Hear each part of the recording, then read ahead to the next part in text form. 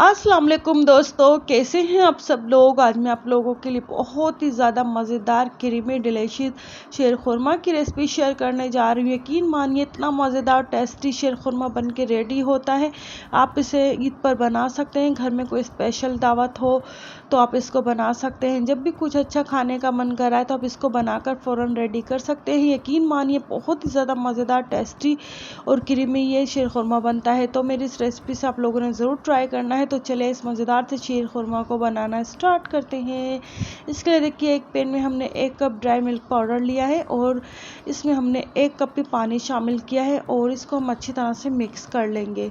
ये देखिए मिक्स करने के बाद अब हमने 1 kg दूध लिया है। दूध शामिल करके इसको हम पकने के लिए छोड़ देंगे। इसमें देखिए हमने 5 से 6 खजूरें ली हैं और नारियल कट किया है, ये भी हम इसमें डाल देंगे। और खजूरों के साथ जब भी दूध पकता है तो बहुत अच्छा फ्लेवर आता है, तो हम इसको पकने के लिए एक साइड पर रख देंगे। अब देखिए एक पैन में हमने 3 टेबल स्पून देसी घी लिया है और देसी घी अगर नहीं है तो आप लोग नॉर्मल घी भी ले सकते हैं। इसमें हमने कुछ ड्राई फ्रूट्स हैं, ये ड्राई रोस्ट करने हैं और ये देखिए ये ड्राई रोस्ट हो चुके हैं। अब हमने इसमें देखिए 1 सेवइयों का पैकेट लिया है और इसको बारीक ये देखिए चूरा कर लिया था, ये भी हम इसमें डाल देंगे।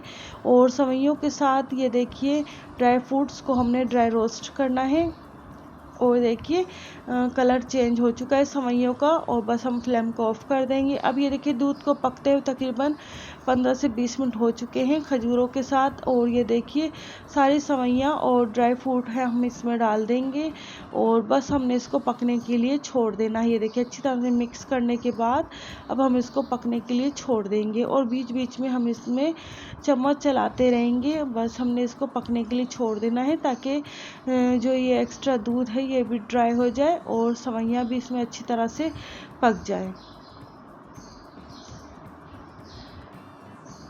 और ये देखिए दूध भी काफ़ी हद तक ड्राई हो चुका है। अब हमने इसमें हाफ कप शुगर शामिल की है। आप लोग मीठा अपने टेस्ट के मुताबिक कम ज़्यादा कर सकते हैं। शुगर शामिल करने के बाद देखिए इसको हमने कवर करके रख दिया था और ये देखिए दूध भी सारा ड्राई हो चुका है और ये देखिए हमारा शीर खुरमा बन के रेडी हो चुका है। यकीन मानिए इतना मज़ेदार क्रीमी और डिलीशियस ये शीर खुरमा बन के रेडी होता है। और इस पर देखिए कुछ ड्राई फ्रूट्स हैं, ये भी मैंने डाल दिए हैं।